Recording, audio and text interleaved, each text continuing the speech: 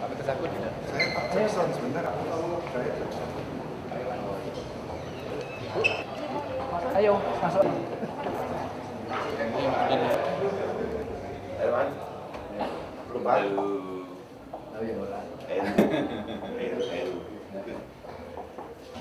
Mas Janar. Monggo Pak. Monggo sini. Monggo. Monggo. Monggo. Dua ini. Ini. Monggo sini Mbak.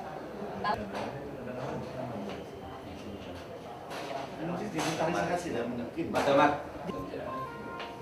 Halo. Ya kalau saya coba tapi sering. Jadi gitu. Bahwa anak-anak di luar sih ada kelompok marginal, ada yang mempersepsi negatif dan sebagainya. Masyarakat benar begitu. Nah ini kan kita harus tunjukkan betul. Siapa yang mau merangkul mereka itu? Katakan tanda petik. Karena kita ini maka ada yang beri solusinya semua. Kalau dapat yang semua ini. Nanti kita ketemu loh ya. Tadi pada waktu Pak David. Oh. Maka saya sampai kelompok ini kelompok ini dia bicara saja tidak memberikan solusinya. Nah ini saya rangkul dikit-dikit. Nanti yang memang semua kita solusikan dengan sini itu yang kurang. Terus Pak. Assalamualaikum.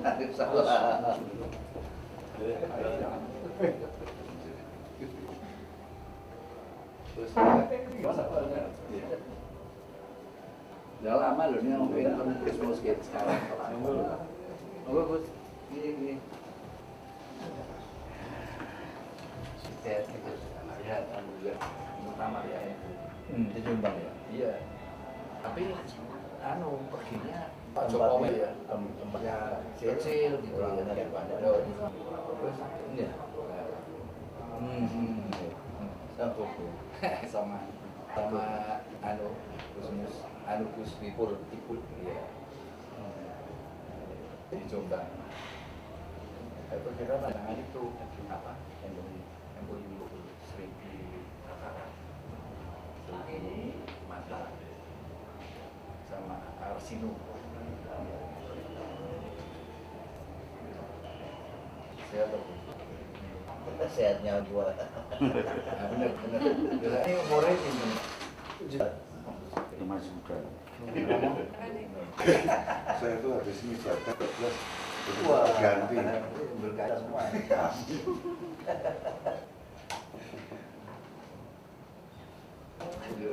Ya, stasiun perempatan sebelahnya Pak Mul dulu. Oh, Pak Muli. Iya. Sebelah utaranya, sebelah selatannya. Utaranya. Perempatan itu persis. Iya. Sudahnya. Iya.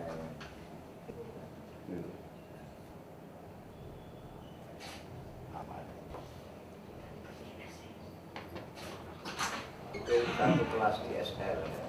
Dia itu salah ya. Asli menangis orang. Nganggunya sahabat. Sabar. Sahabatnya zaman batu. Itu ya batu. Jadi saya pernah hidup di zaman batu. Sekarang kembali sudah. Sekarang kemarin zaman batu. Oh iya. Batu mulia. Tapi sekarang udah batu tiap di mana-mana kan batu juga. Enggak, dulu pakai itu sih sahabat. Sabar batu. Apa ada juga yang sabar bungkel namanya. Yang kayak spot itu. Oh, Yang mulanya ya itu tahun itu tahun SBP. rasa itu ini kan itu apa ya usia grade nah, itu mesti biasa nah, itu kesempatan keluar misalnya itu enggak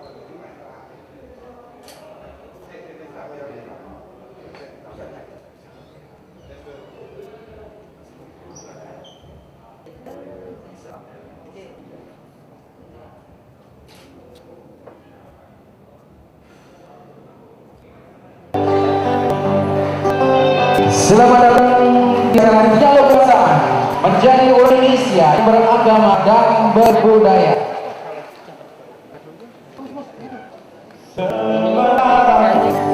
Atas berkami engkau kami dengan benar di hati.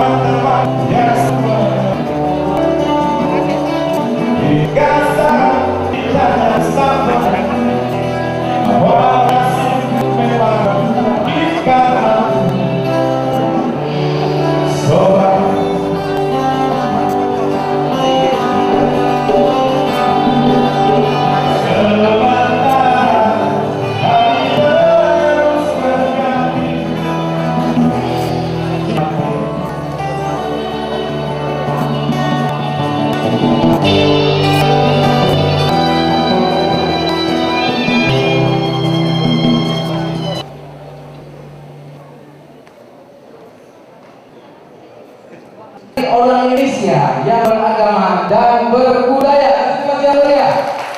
Di tengah kita yang pertama Bapak Kiai Haji Mustafizin, selamat malam. Assalamualaikum warahmatullahi wabarakatuh. Selamat malam Bapak dan juga Mas GS dan seluruh undangan yang berbahagia. Apa semuanya sehat? Alhamdulillah ya. Mungkin tak nama kata saya, mungkin Bapak pernah lihat saya di Trans 7 atau di Simula Junior Antv dari Komedi Akademi Indonesia. Memang sengaja malam hari ini spesial untuk diundang dalam acara dialog kebangsaan malam hari ini. Romo Alus di Besnam Romo, apa kabar? Jamu beras kecil, suka bekerja keras, tekun dan jujur. Wah, makanya usahanya sukses.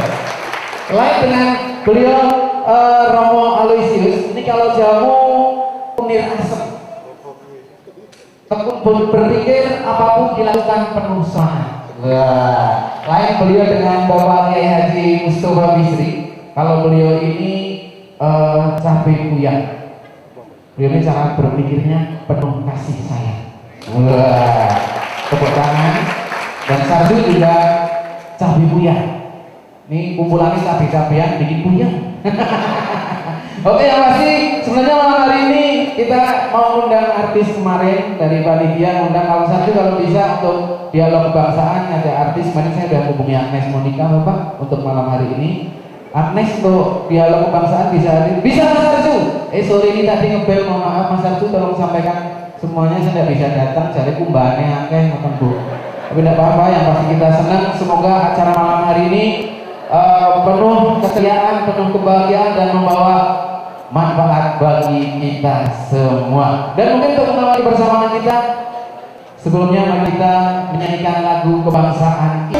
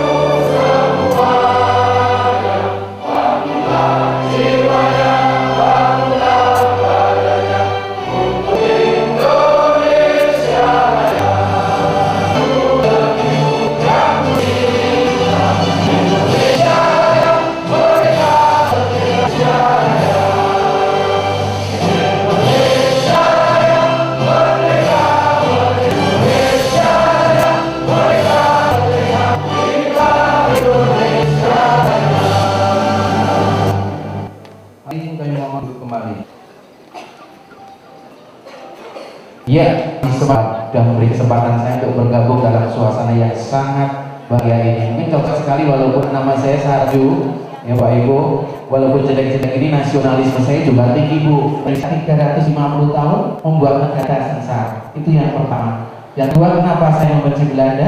Karena negara Belanda itu pegang Belanda Bu. Malah kalah sama Portugal 1 tahun.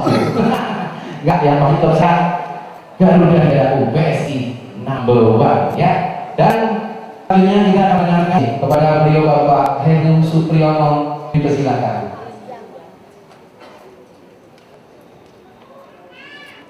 Allah yang mana rahmat dan inayah kita semua pada malam hari ini masih diberikan kesehatan bersama. Oleh sebab itu, dalam kesempatan yang sangat-sangat membahagiakan, perlu saya sampaikan, paham mengetahui rindu wajib dengan suatu identitas seorang yang tukang rampok, tukang dan sebagainya, dokulepot dan sebagainya. Ini hal-hal. Kalau ada warga demikian perlu dipertanyakan. Itu maaf saja dapat bagaimana mencintai. Pertama dimulai dengan keluarganya, cinta sayang dengan istrinya, dengan anaknya, bisa keluar di tetangganya. Ini kata bangsa Indonesia ini mampu menciptakan kehidupan yang demikian. Insya Allah Indonesia tidak ada berkelahi, tidak gontok-gontokan. Semua ada dengan cinta kasih sayang. Besar rindu haji harus mampu menciptakan keamanan di mana Anda berada. Hal ini sangat signifikan. Karena organisasi Indonesia sangat ingin membantu bagaimana pemerintah atau masyarakat mewujudkan cita-citanya, yaitu mewujudkan cita-cita nasional seperti yang tertuang di dalam pembukaan Undang-Undang Dasar 45, yaitu meningkatkan, melindungi seluruh tumpah darah Indonesia, mencerdaskan kehidupan bangsa, dan lain sebagainya. Ini langkah-langkahnya demikian. Maka seluruh keluarga besar, agama yang berkenan, sampai atau pasukan, saya nama baru Bayi. Assalamualaikum warahmatullahi wabarakatuh. Waalaikumsalam. Menyampaikan sambutan pada kesempatan ini. Bapak Ibu sekalian, dalam sambutan ini nanti ada 2 tahun 2014. Setiap hari Kamis yang berfungsi ini diwajibkan untuk bahasa Jawa. Ini beragama dan bergaya. Semarang 27 Agustus 2015. Salam panitia para panitia dialog kebangsaan. Para rawuh ingkang minulya, puji syukur tunjuk dumateng Gusti Allah ingkang Maha Kuwasa, dialog kebangsaan ingkang dipun pagani yang sederek saking Yayasan Sosial Inti. Dumateng sederek saking Yayasan Sosial Rindu Aji dan jurnalis kreatif community Pulau Ngaturi sampun ngawontenaken kegiatan punika minangka derek mangayu bagyo dan tujuh puno malih aswa menjadi orang Indonesia yang beramal, karakter lan jati diri sehingga dados insan-insan ingkang tansah ngadahi nilai-nilai spiritual lan intinya sikap hidup sebagai masyarakat semakin jauh dari nilai-nilai spiritual dan kultural. Sebut saja seperti kesederhanaan, kemandirian, kebersahajan, persaudaraan, kerukunan dan nilai-nilai lainnya yang telah digantikan oleh budaya insan, konsumtif, hedonis, individualistik, intoleransi, dan lain sebagainya. Begitu pula masyarakat kita dengan satu alas demi lifestyle, gengsi dan prestis tanpa pernah berpikir apakah itu ugem dan benar. Jadi bangsa akan membuat Indonesia menjadi bangsa yang besar, maju, jaya dan bermartabat. Jika pembangunan karakter ini tidak dilakukan atau salah melaksanakan, lalu pertanyaannya, apakah karakter dan jati diri yang seperti apa? Karakter dan jati diri yang sesuai dengan nilai-nilai keberagamaan dan keberagaman warahmatullahi wabarakatuh. Sudah nanti dari Gajah. Kalau sukses lagi mau impor apa itu babat dari yang dulu bekas. Kita tenang, harus semangat di usia 70 ini. Hitung kita mulai mungkin filosofi Jawa. Salah satu Facebooker atau sesepuh Facebooker. Ada Mas yang datang dari Ponorogo, Jawa Timur, kemudian ada diterbang dari Jakarta, kemudian dari Sumatera yang diselenggarakan oleh Rindu Aji ini menjadi sangat menakjubkan karena ada satu rahasia yang saya ingin orang sah anisip aku ngertikan ngomong-ngomong harus gini dan seterusnya yang jarang sekali tahu, maka ini sebuah rahasia kecil yang akan saya bongkar. Beliau adalah salah satu koki terbaik di Indonesia. Serius.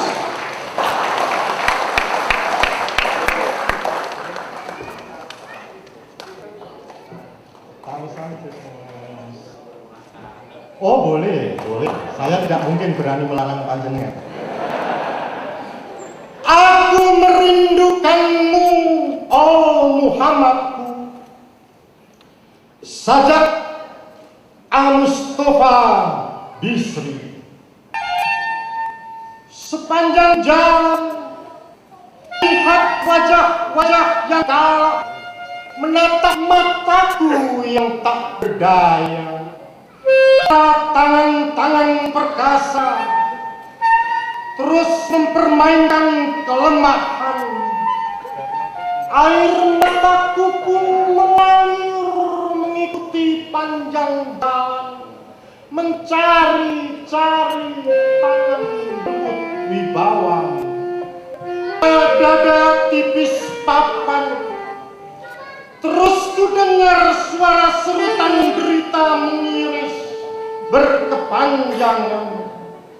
Telingaku pun ku talengkan, berharap sesekali mendengar merdu menghibur suara.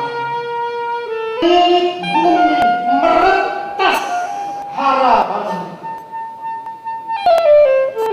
Aku pun dengan sial-sial suara mencoba memanggilmu. Oh Muhammad,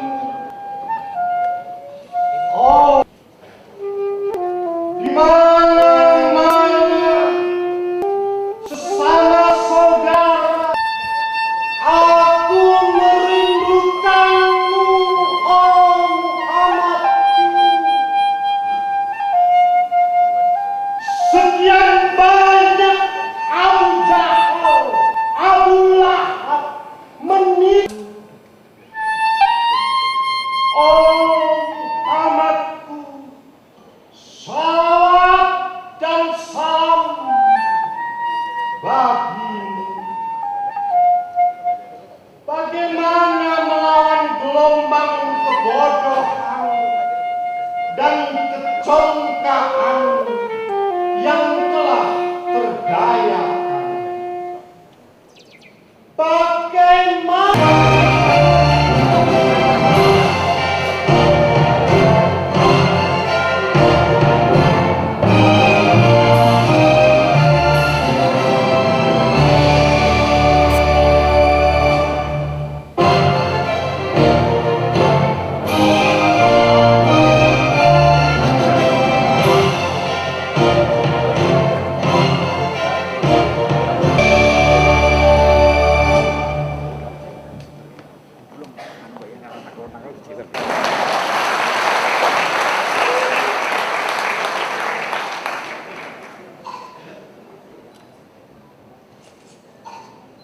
di Indonesia ini, kita lihat di hari-hari ini bahkan ancaman krisis ini tidak berarti banyak bagi kita.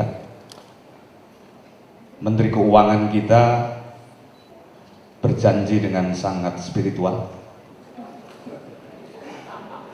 Jadi kita usaha, tapi hasil akhirnya Tuhan yang menentukan. Saya diminta mengurus kurs rupiah. Saya juga tertarik waktu KPU di era Pak Jamil Azhari adalah sarjana agama. Sarjana agama. Saya mengamati beliau itu gaya. Tak bocornya agak privat sedikit. Mas Firman itu lembut hati banget. Nek ngomong susah terutama. Tiba-tiba ending dari obrolan itu, Pri ini ngomong intro aja di bahasa basi. Ngomong-ngomong rekeningmu piro. Aku ditransfer. Aku isin tapi tak tompo loh gitu. Terus Mas Irwan, jadi pendekatan beliau itu negara kalah keren kan memulangkan pemudik itu. Ini derma yang luar biasa. Derma promosi jadi rapat aja. Buka korden di buri ini. Mangan. Saya gayanya soal diskusi. Soal beliau ingin minta restu menjadi pasukan komandan pasukan berani mati. Direstui sama beliau, apa saya kurang direstui kalau mati. Aku pasukan berani hidup.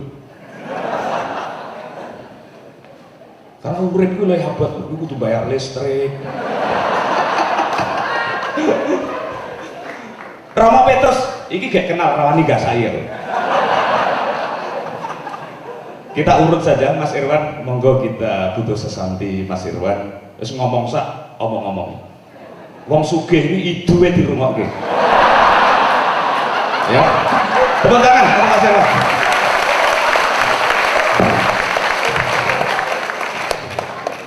Kali lebaran ini nggak tak telepon. Kuwi jane mau ngarep ngono kuwi aku mau. Soalnya nomor hilang. Ya, para hadirin yang saya hormati, Gusmu. Ya, enggak, sebenarnya saya diundang ke sini. Saya ingin memberikan sebuah ilustrasi cerita, yaitu sekarang kita lihat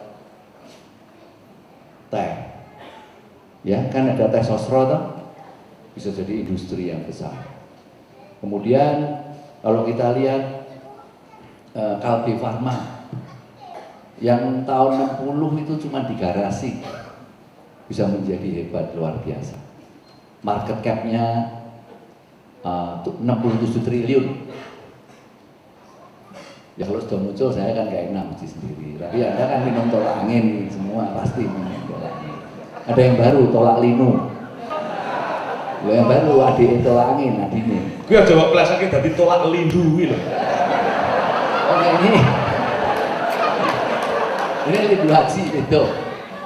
Tapi kalau kita lihat lagi ada beberapa Mayora, kapal api, ya itu bisa menjadi perusahaan hebat. Bahkan kalau kita lihat Indofood, Ekas, Sinarmas, itu tahun 50 aja ya, semua itu orang miskin, nggak ada yang jadi orang kaya. Bahkan ada beberapa yang ngomong bahasa Indonesia ora jelas, ngomongnya masih karena datang dari China, jadi ngomongnya nggak jelas. Pokoknya kalau ngomong ya udahlah, bisanya cuma ngomong ya udah kita bagi-bagi. Nah, bagi-bagi malah seneng kabeh sama orang ini jadi gede. Nah sekarang saya itu sering berpikir, kenapa di negara yang begini kaya kita nggak bisa kaya, nggak bisa jadi negeri kaya. Nah saya belajar dari mereka yang sukses tadi. Yang saya lihat itu adalah mereka itu apa yang mereka lakukan itu yaitu apa? Satu, jujur, baik pada sesama pengusaha, ya. Kemudian menghormati yang sukses, menepati janji, kemudian membantu yang lemah. Jadi ramah sama semua orang, tidak bertikai, menghindari pertikaian. Jadi mereka itu bisa hebat karena itu. Nah kalau menurut saya itu yang disebut roh bisnis. Coba saya kasih contoh. Ada perusahaan TV seperti yang banyak itu ya, ada 8 atau 10. Itu keuntungannya 1 tahun 1 triliun. Bahkan ada yang lebih. Tapi TVRI dibiayai pemerintah begitu hebat, ya tetap aja rugi.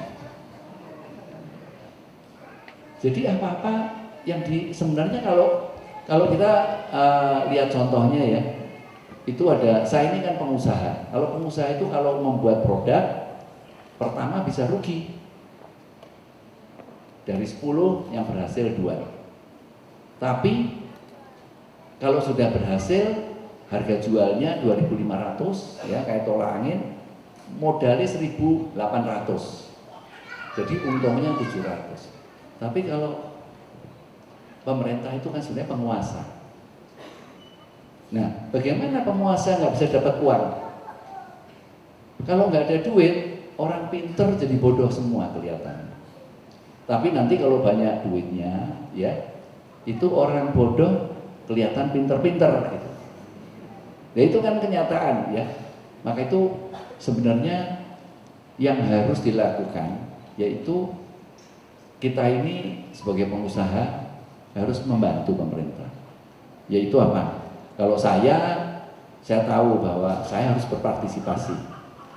Kalau saya tidak berpartisipasi sebagai pengusaha, sebenarnya itu hal yang keliru. Sebab berpartisipasi itu rasional sih, umum, kodrati. Misalnya saya buat iklan saya buat pariwisata, katarak, menjelaskan tentang katarak. Yang terakhir ini living cost. Banyak orang kita bilang, wah, wis BPJS, padahal apa? Nunggune sing butuh duit. Nah, itu sebenarnya saya membuat iklan itu untuk apa? Supaya duitnya itu tidak sia-sia. Saya keluar uang banyak, mengiklankan diri sendiri itu kuno. Itu ada pepatah yang mengatakan kata-kata bijak, don't do business to get rich. Ya, if you enrich people, and then you will get more. Jadi kalau kita itu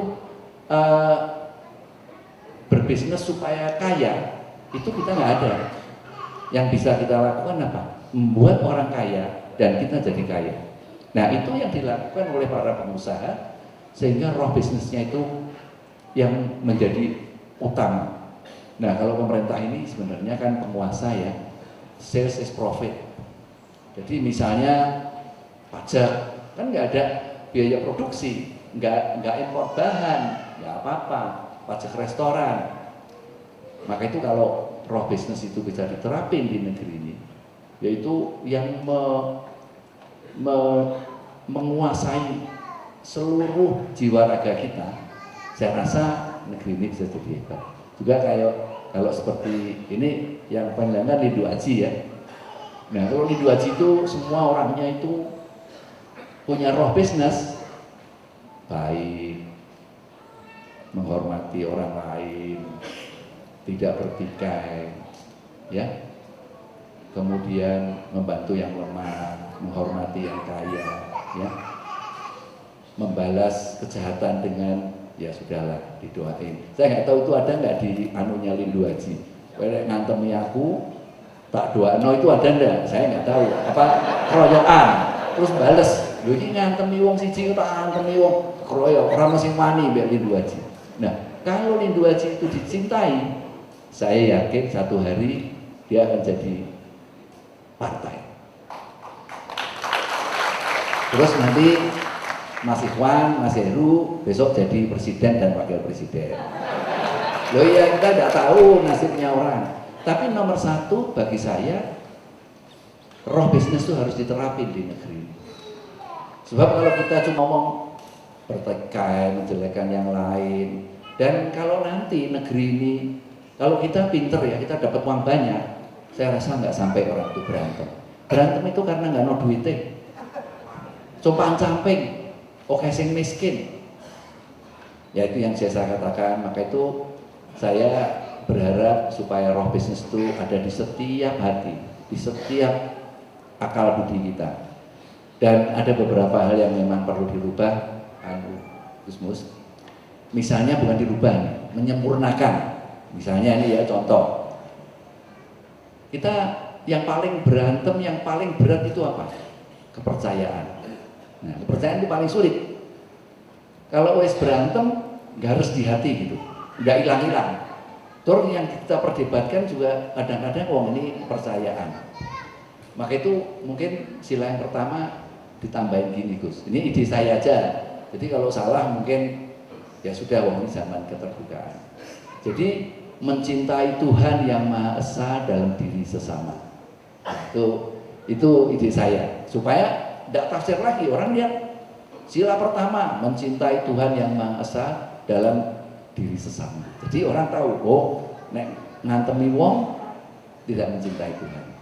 Terus yang kedua mungkin lagunya diperbaiki, yang dari barat sampai ke timur itu diganti, dari timur sampai ke barat. Loh kan kayak matahari terbitnya dari timur, kayak ini loh, Mas apa tadi Mas yang Mas Timur ya? Anda bisa begitu hebat karena namanya Timur. Benar, tadi saya pikir nih orang ini hebat sekali. Saya tanya sama Gus, ini siapa Gus? Wah itu penyair zaman kuno, kendeng. Habis rewe kayak gitu. Jangan lupa nanti di Facebooknya ditulis tolangin Mas, minta tolong. Lalu hotel tenggelam, loh, enggak, hotel tenggelam itu ya. Saya kalau ditanya, loh Anda itu siapa? Saya bilang saya 100% tukang jamu dan 100% Indonesia. Hotelku, hotel tentrem. Bentar ya, Tri, saya promosi hotel tentrem. Ya wis sak karepmu wis, Pak. Nah, tapi ini mungkin bisa bagus. Hotel tentrem itu ya, saya ngomong sama manajerku, saya kepengin dikai pete, dikai cumi, gone itu loh, tempat tempat goreng telur. Wah, enggak bisa, Pak. Enggak. Kalau itu enggak boleh, bintang 5, bla bla bla. Saya bilang, sesuai kan saya jengkel. Terus saya bilang gini, 100% bintang 5, 100% Indonesia. Jadi ruwet, ono petene, ono macam-macam. Tapi buktinya laris. Ya toh, dan pengunjungnya 90% orang Indonesia. Maka itu sebenarnya yang kedua yang kita ganti itu dari timur, lagunya dari timur sampai ke barat. Kalau dari barat sampai ke timur kan kuali. Kerjone bengi awan turu. Iya, itu hal yang sepele, sebenarnya kan kodrati. Makanya saya setuju sekali ketika Pak Jokowi pertama kali dia melakukan kampanye yang pertama, dia memulai dari timur. Dan yang ketiga, kalau nanti kita ditanya, Dirgahayu Indonesia, siapa ya Pak? Pri, merdeka, salah, makmur. Nah, mesti gitu, supaya kita sudah merdeka, kita cuma harus membuat negeri ini menjadi negeri makmur. Saya rasa kalau makmur, tidak ada yang bertikai lagi. Terima kasih banyak. Assalamualaikum warahmatullahi wabarakatuh.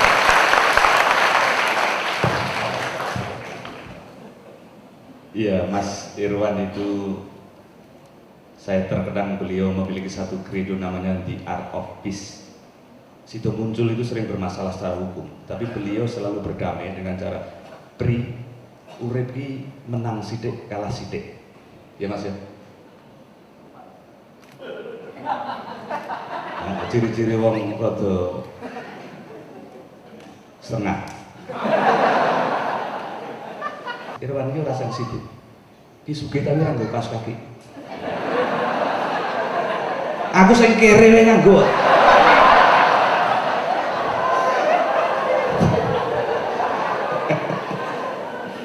Saya pernah dolan ke salah satu rumahnya Mas Irwan di Semarang di Tabanan. Kami ngobrol.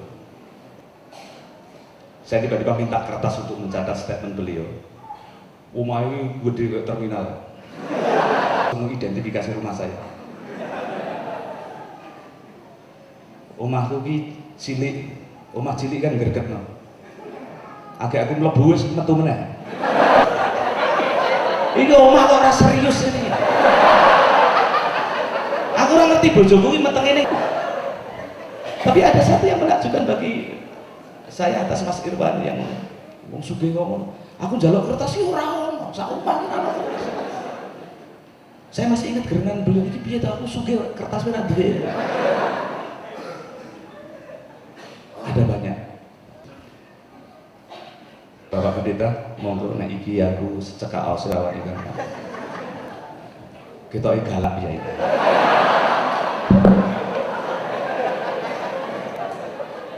Saya ingin menyambung yang dari talk yang lalu, Pak Profesor Yohanes Surya gencar mencoba untuk memberikan pendidikan kepada anak-anak di Papua, ajarkan matematika kepada anak-anak di Papua. Dan sepanjang yang kita mengerti bahwa program itu cukup berhasil sebetulnya. Dan suatu kali anak-anak ini dikompetisikan di level internasional. Pada saat dikompetisikan itulah beberapa dari mereka meraih prestasi-prestasi yang terbaik. Nah, ada perguruan tinggi yaitu Harvard University yang menawarkan akan memberi beasiswa kepada anak-anak Papua ini.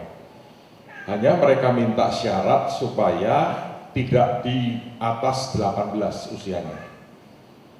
Lalu kemudian mereka kirim beberapa orang dan mereka yakin itu usia sekitar 16 dan 17 tahun. Pada saat dikirim ke Harvard, mereka protes. Mereka berkata, "Profesor, Anda menipu kami." Profesornya tanya, "Menipu apa? Yang Anda kirim ini orang-orang tua. Kami ingin yang usia di bawah 18 atau tidak lebih dari 18. Lalu dijawab, "Saya buktikan dengan akte lahir, KTP mereka, dan tahun lahirnya. Dan waktu dilihat di data di KTP, memang betul, itu anak usia 16 dan 17. Mereka berkata, "Tapi kami nggak percaya. Karena dari penampakan itu kelihatan di atas usianya dari yang sebetulnya." Akhirnya mereka berkata, daripada kita berdebat, mari kita buktikan secara ilmiah.